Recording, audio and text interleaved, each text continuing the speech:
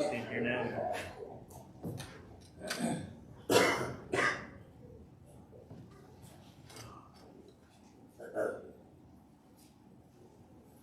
Well, I hope you all have enjoyed all 4 seasons in one day.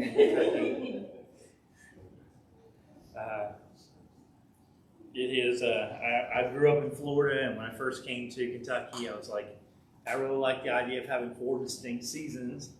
But then I realized that Kentucky sometimes has them in the same week. But you know, it's all good.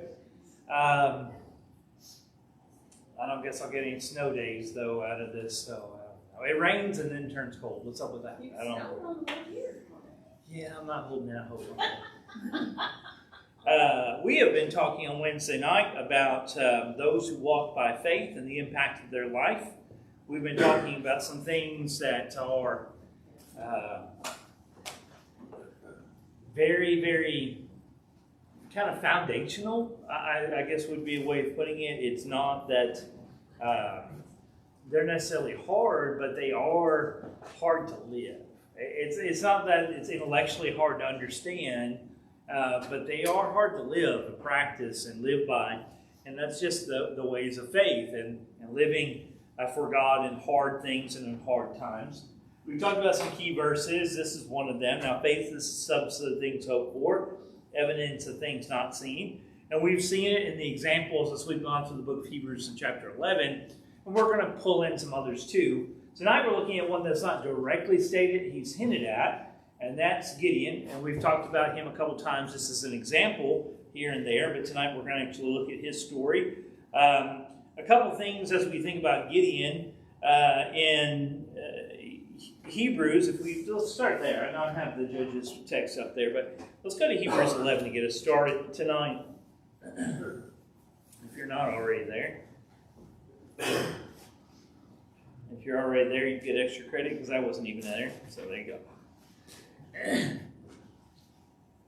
We talked about Rahab last week. We talked about the impact of her deeds and how it played out. And we're going to talk about, of course, Gideon tonight. After we read about people about Rahab, look at verse 32, Hebrews 11. And this is how he's mentioned. And what more shall I say? For the time would fail me to tell of Gideon and Barak and Samson and Jephthah, also of David and Samuel the prophets, who through faith subdued kingdoms, worked promises, obtained promises, stopped the mouths of lions, quenched the violence of fire, escaped the edge of the sword. Out of weakness were made strong, became valiant in battle, and turned to fight. And we have these just kind of generic pictures of the various things that these people did. When it comes to Gideon, I find it interesting. There's several, and there's a couple of the judges mentioned there. There's several judges. He is a very unique one for so many reasons, and we're going to talk about some of those tonight. I'd say he's a man in hiding when we find him really in Judges chapter 6. We're going to turn there here in a second, read part of his story. But he is not the person that we find out him to be when we first see him. But God knows who he's going to be. This is something that's really, really hard for us as humans, because we believe, and this is often true, past is predicate. You've heard that saying before? What does that mean? Past is predicate. You've not heard that saying before. A lot of what you've done in the past is indication of what your future is. Yeah, it's like a precedent. Yeah. So if you've not been very faithful in the past, you're most likely not going to be very faithful in the future. Scripture stands that on its head, because often the people we find of great faith were not always those people of great faith, were they? So we'll see them in a lot of points in weakness. Now, there are examples of David and so forth who are pretty much faithful, Samuel, all their life. But then we have men like Gideon. We are going to go to the Old Testament to look at Judges in chapter 6, if you want to make your way there tonight. Judges chapter 6.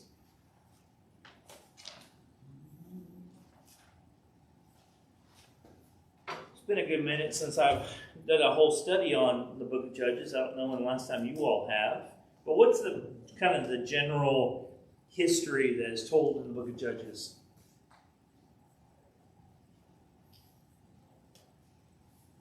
They sin a lot. They sin a lot. Okay, fair. That's true. There's a cycle, isn't there? Judges really reveals a cycle. What's the cycle? Do bad, do better. Okay. Do better. So they sin a lot, fall away, worship idols, get oppressed. And then God raises up a judge who delivers them out of the oppression, and they're righteous for a little while.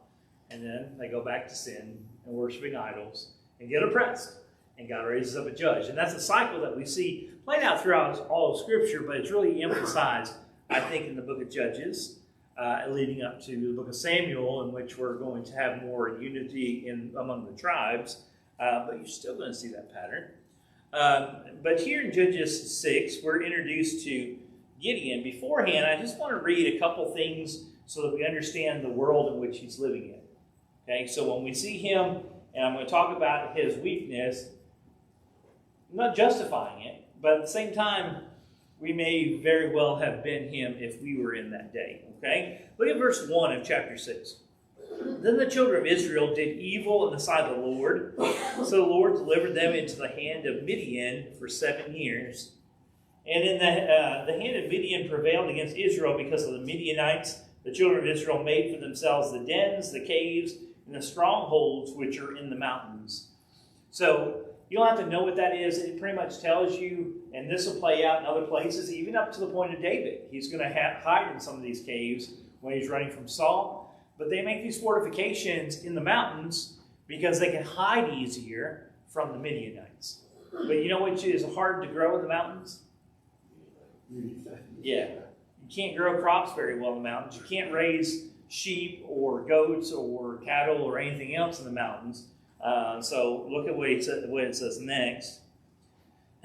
So verse 3. So it is whenever Israel had sown, Midianites would come up, also Amalekites, and the people of the east would come up against them. And then they would encamp against them and destroy the produce of the earth as far as Gaza, and leave no sustenance for Israel, neither sheep nor ox nor donkey. For they would come up with their livestock and their tents, coming in as numerous as locusts. Both they and their camels were without number, and they would enter the land to destroy it. So Israel was greatly impoverished because of the Midianites, and the children of Israel cried out to the Lord. Okay, this is a point of, we could go into some other points here inside of this as far as just how desperate the children of Israel are, but I think that text kind of sums it up, doesn't it? The Midianites were so overwhelming in number, they just come in and just take up anything they grew, anything they raised, and just leave it bare. Okay? So it was like the old, ant and the grasshopper stories, Bug's Life and all that stuff.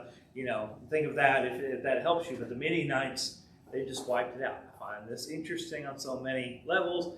The Midianites are descendants of Ishmael. The Midianites, there was a famous one. Anybody know who he was? Jethro, which is the father-in-law of Moses, not the guy from Arkansas. Okay, someone got it. All right. Just making sure, just checking. The younger people have no idea what I was talking about. That would be the Beverly Hillbillies. Beverly Hillbillies for 200, Alex. All right. That's called Jeopardy. Okay, now we're, okay. You with me there? Okay. Just making sure. Now I threw myself off again. All right. So when we talk about the Midianites, they are descendants of Ishmael. We have that relationship that was at one point with Moses, but now they're not a friend. They're an oppressor. And so the children of Israel are calling out, and God is going to raise up a mighty general. Well, if you need a mighty general, where would you find him at? Certainly not hiding. Certainly not hiding. All right, let's look. Look at verse 11. Now the angel of the Lord came and sat under the terebinth tree, which was in Ophrah, which belonged to Joash the Abizrite, while while his son Gideon threshed wheat in the winepress in order to hide it from the Midianites. I would say this, I mean, he was resourceful, but, I mean, this is a mighty general, right? Let's read just a little piece more. We don't have time. The story is pretty big to read everything, so I would encourage you to go back, and if you don't have a reading plan, maybe you take this up for the rest of the week and go back and read the whole story. So God is going to, through this angel, kind of called him to this, but look at verse 12. The angel of the Lord appeared to him and said to him, "The Lord is with you, you mighty man of valor." What is a mighty man of valor? General. Okay. What do you think of if you think of a mighty man of valor? Somebody like David. Yeah, you think. I mean, that's who I go to, right? Or his mighty men.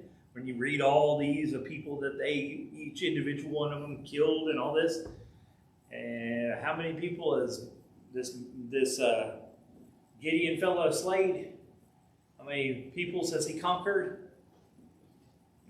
No, he's just a farmer trying to get enough wheat to be able to feed his family. Okay? Why does the angel then call him a mighty man of valor? Of course, valor would indicate courage. Courage, okay. He's not very courageous yet, though, right? He will be in the end, so what does that tell us? God's going to do it. Okay? He's got plenty. Yeah. So God can see what we can be, not just what we are in the moment. And that's something really, really important to not lose hold of. Because we see people, again, based on what they have done so far.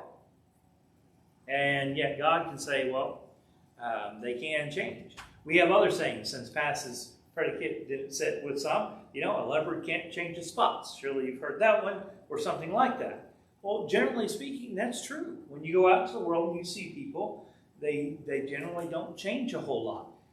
When they do change, something big has happened. And that should be, for the Christian, that idea of giving ourselves to Christ, it should bring on a major change, right? You see Peter and who he was, and then who he was after he walked with Jesus for 3 years. Not the same person, is he? I mean, physically he is, but mentally and how he carried himself and his faith were certainly changed. And Gideon's going to be changed by what he goes through. All right. There's going to be a call. Look down at verse 12 again. The angel of the Lord appeared to him and said to him, "The Lord is with you, you mighty man of valor." And Gideon said to him, "Oh, my Lord, if the Lord is with us, why then has all this happened to us?" I mean, this is a legitimate question of people who are really suffering right now, right? The answer would be what? You all turned away from him. Okay. And where are all his miracles, which our fathers told us about, saying, "Did not the Lord bring us up from Egypt? But now the Lord has forsaken us and delivered us into the hands of the Midianites." He's not wrong. He did. What he's missing is what? Why?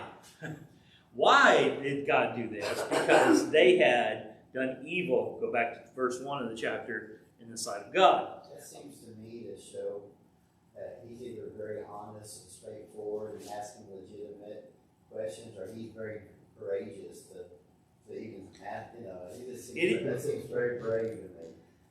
Okay. If I saw an angel, Yeah, and usually, that's a good point to make. And usually when you see someone confronted with an angel, they usually respond in fear, don't they? And he doesn't really respond that way here.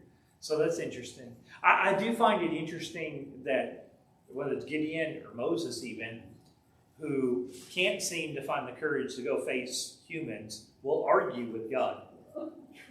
I was wondering if it was just a straightforward, honest question. When you ask it in that way, God, Yeah, I'm not saying it's not. Two things can be true at the same time. Yeah.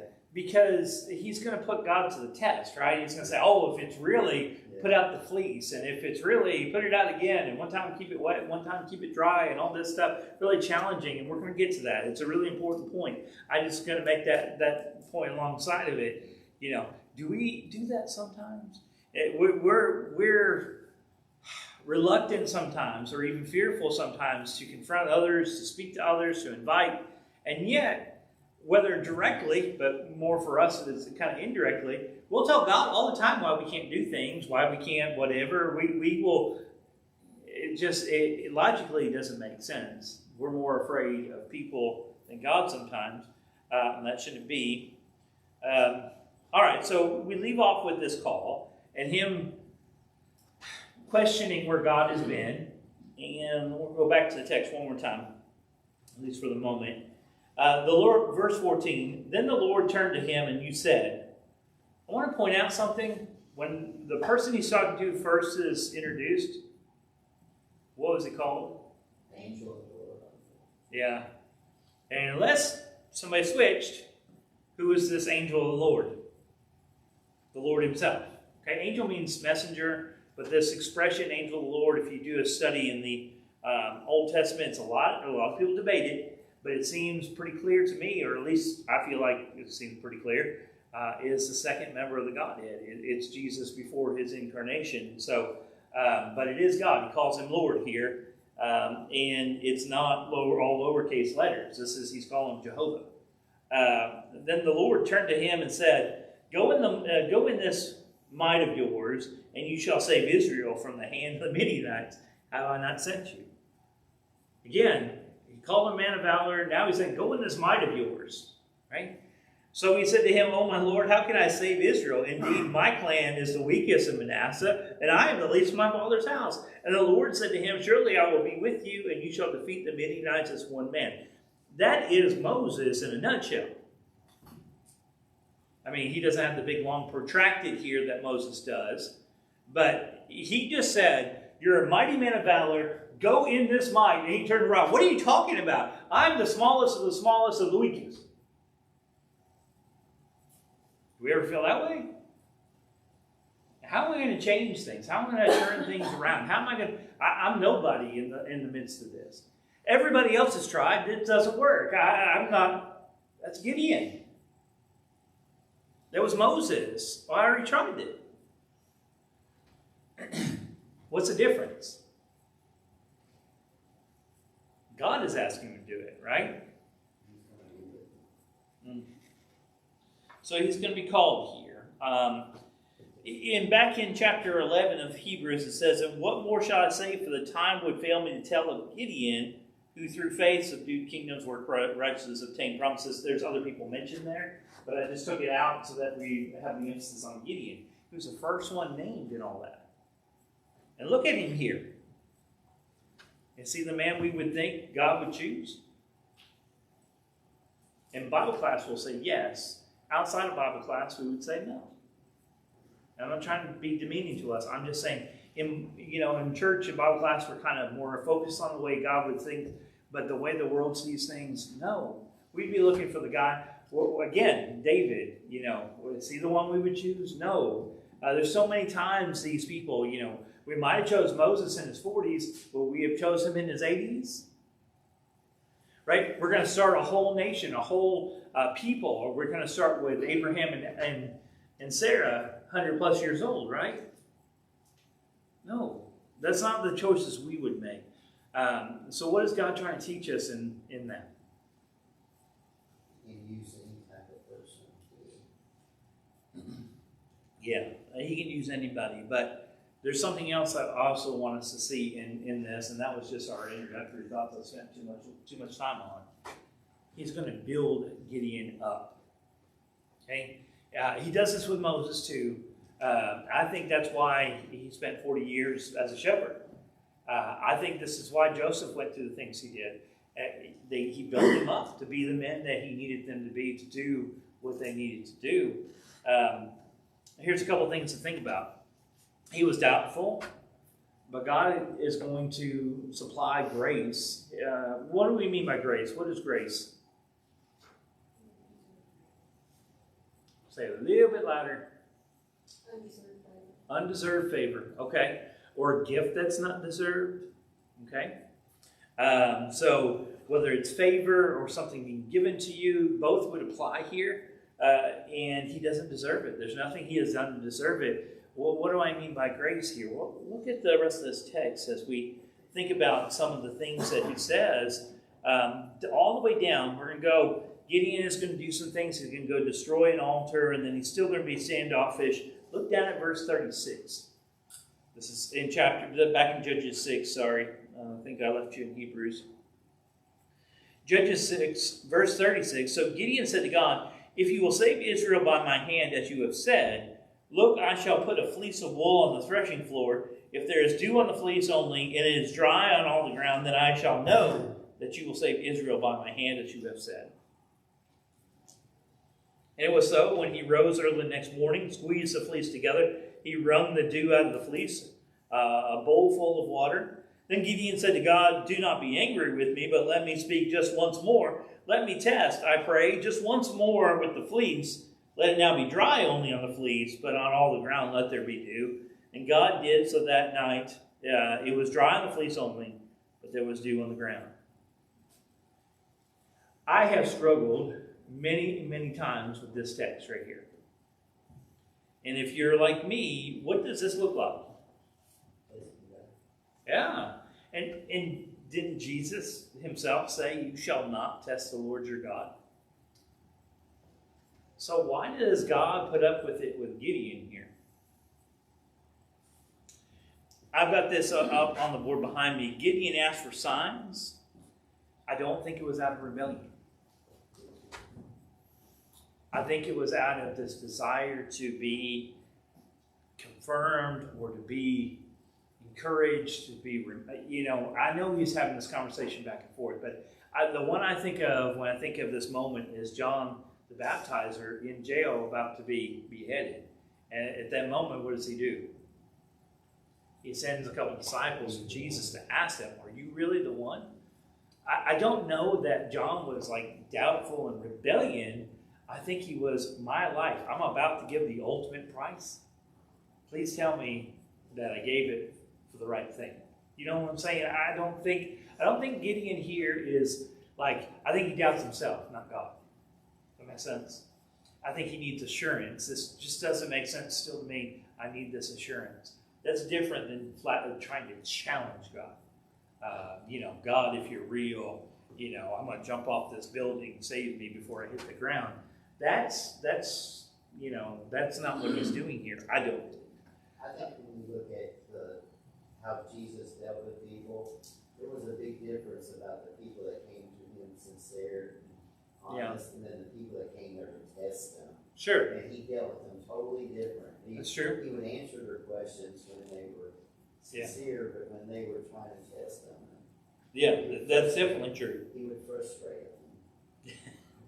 Well, I always heard that God frustrates the comforted and comforts the frustrated. So I think that there is some truth to that, and there's definitely some evidence of it. We have Gideon's first act of faith was tearing down the altar. We just passed over that. If you look down in the text between 28 and 35, in their hometown, there was this altar that was set up. If you look at verse 28, it says, when the men of the city rose early in the morning, there was the altar of Baal torn down, and the wooden image that was beside it was cut down, and the second bull was being offered on the altar which had been built.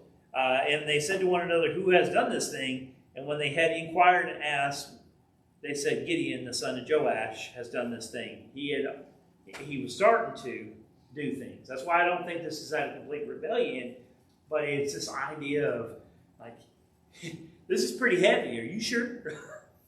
And I think we're okay in those moments to seek some reassurance from God. I don't know about putting out fleece, but in prayer and in study, but we need to be careful that we don't use it as an excuse to pull away from God. Despite the fears, and we're talking about the sound of the trumpet, Gideon eventually blew the trumpet, gathered the people. Faith is acting in obedience. So if we kept reading, we would see that he is going to do what God asked him to do. So this is going to take us into chapter 7, and we've got like 9 minutes left and just don't have time to read this whole thing. But what I want you to see is that he is going to challenge them. So let's take a couple verses to explore this. Look at the very first verse of chapter 7. It says, then Jerubbaal, that is Gideon, so we see that he has a second name, and all the people who were with him rose early and encamped beside the well of Herod, so that the camp of the Midianites was on the north side of them by the hill of Morah in the valley. All right? And the Lord said to Gideon, the people who are with you are too many.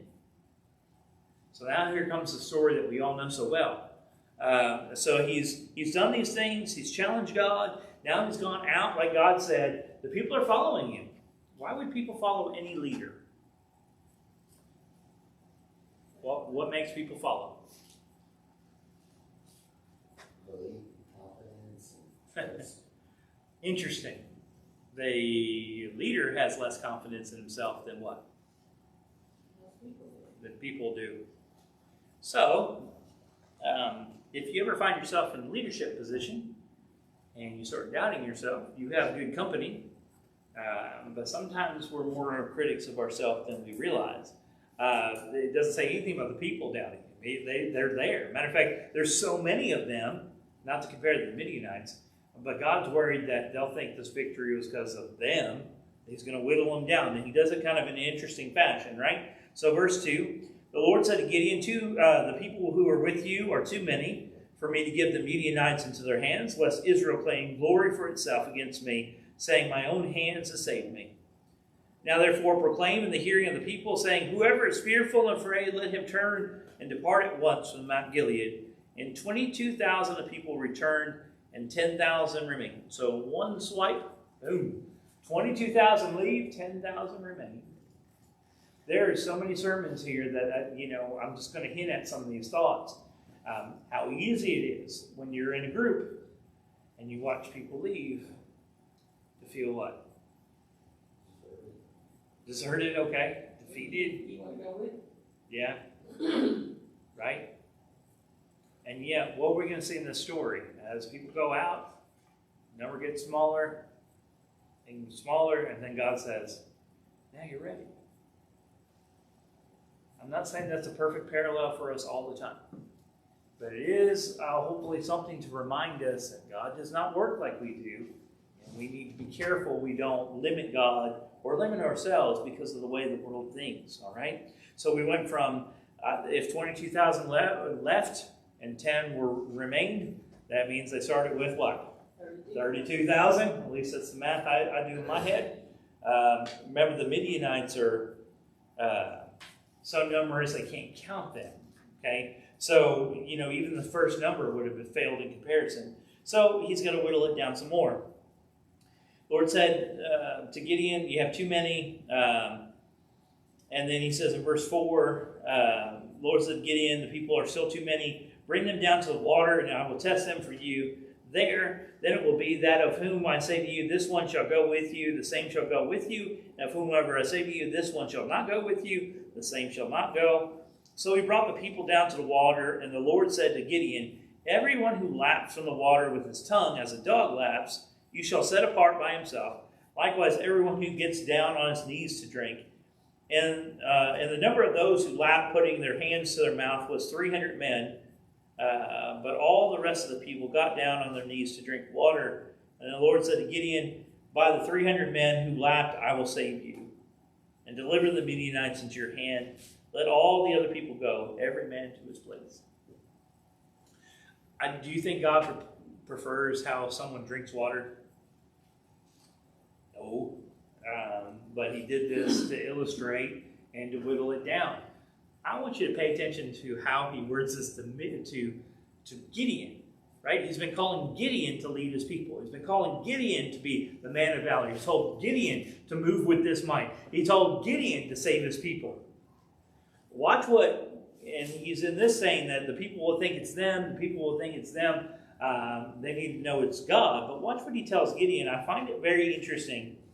After he separates them, all right, so it says, verse 7, "Then the Lord said to Gideon, by the 300 men who lapped, I will save you."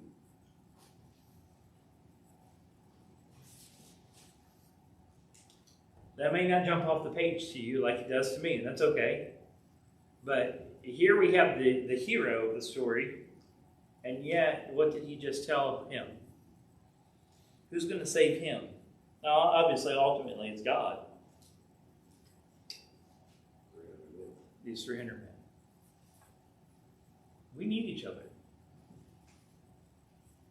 there is a danger of going the other way and thinking, well, if God's with me, I can do everything on my own. That's not true. And I don't know if that's what God intends here, but this is what I see when I read those words. He's been talking about God delivering. He talked about Him delivering His people, and now he switched to the people saving Him. And he's not going to linger on that, but I think it is an important piece. I'm kind of getting away from my things, so let me catch back up to myself here. The estimate, we're not going to have time, so I want to kind of summarize this. Somewhere around 135,000 Midianites. So if you remember 32 versus 135,000, that still would have been really bad odds, right? And then we got down to 10,000, and that was still too many. Could you imagine? 300 down, going against 135,000 soldiers. And if you know the story, even the way they're supposed to do it and fight is not, they don't go out and fight them in the, sword to sword, staff to staff. They go out and basically trick them, and they get scared and get crazy, and they end up killing each other. There's so much to learn here, but I do want to just focus those last few minutes on the lessons from Gideon himself. The story's awesome, and maybe we'll get a chance to go back and talk about the fight and all that. We're just running out of time. God's perspective, that's the first thing. God sees who you are in Him.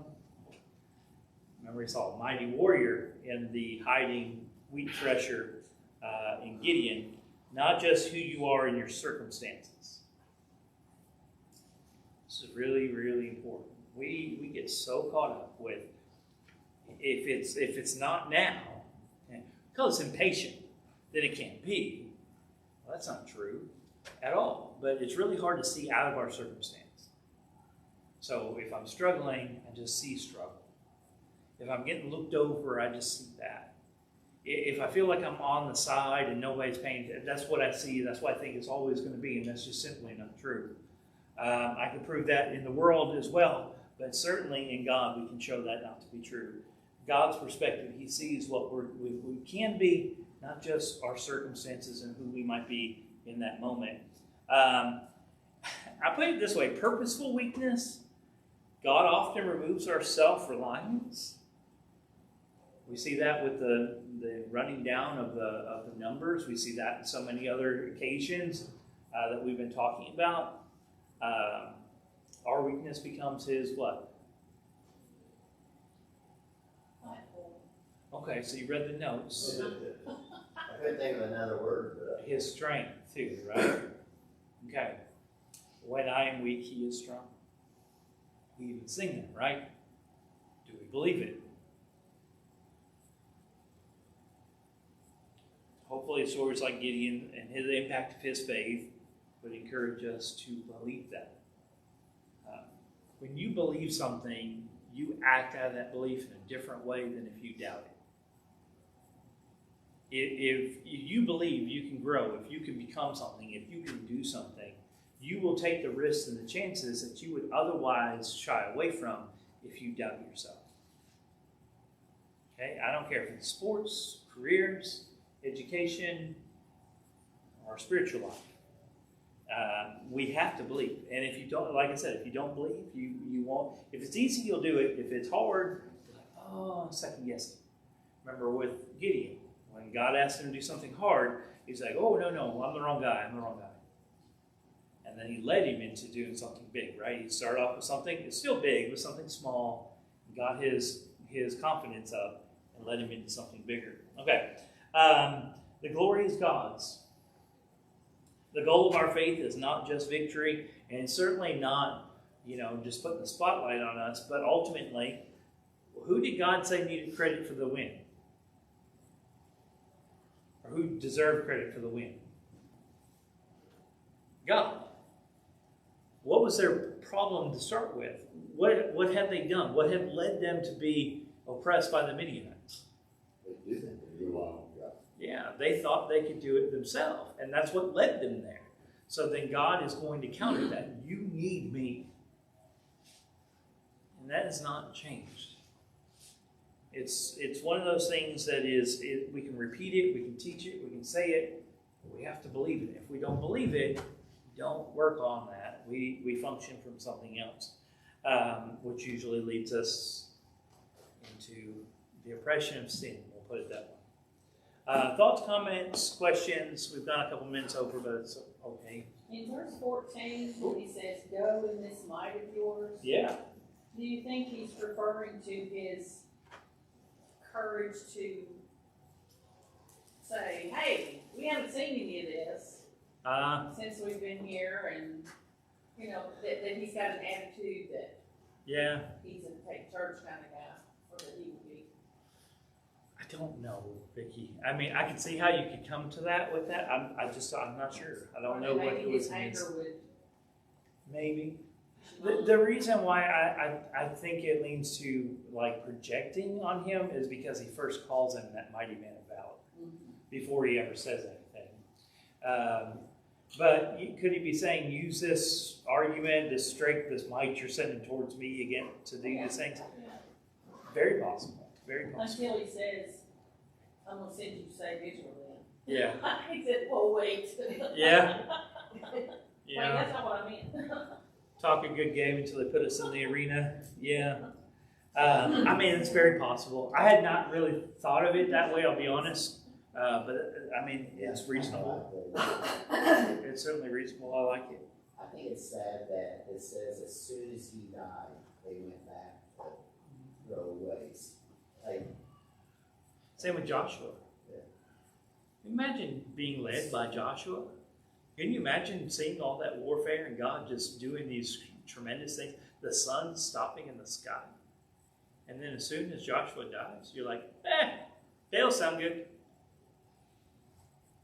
And that's what they do. But if you think about what we've looked at in Scripture, and you look at our world around us, how quickly do things change? You have someone in a family even that's just faithful and faithful and faithful, and then a few years later, they're nowhere to be found. What happened? Well, probably multiple things, not just one thing. But it is. I mean, I think the children of Israel going through all those plagues and seeing all that, getting on the other side, and as soon as they get a little bit hungry, they're like, "Oh, you let us out here to die." That's sabotage, by the way. That's a whole other thing that we'll talk about when it comes to leadership. People, when you try to move, when you try to do things, there's always someone or someone who will try to sabotage it because they don't like change. Even though they don't like the circumstance, they don't like change because it makes them uneasy. But that's for another time. There's so much life inside of these stories that we could talk about a lot. I do hope that as we look at them, we do consider our own life. What can we learn from Gideon, not just for a Bible class, but for me, in my life, tomorrow, the next day? What am I hiding from God or from the world around me in the threshing or in the wine press so nobody sees it? What am I not acting on because of fear or lack of courage? I mean, these are things that we can ask ourselves. And it's not easy. And if we're going to be honest, it's going to hurt sometimes. But that's where growth is. So I hope, and that's my ultimate hope in studying these things, is that we challenge ourselves to grow. Final thoughts, comments before we finish up for the night. I do appreciate you all coming out on this cold, windy night. I know there are some others that would be with us if they could or felt like they could, and we want to be prayerful for them. But tonight, if there's someone who is in need, we want to not leave this place without being able to do something to try to meet that need, whether it's someone to obey the gospel tonight, prayer requests, or in some other way. So if you have need, would you make it known as we stand together and sing a song of invitation? Bring Christ your broken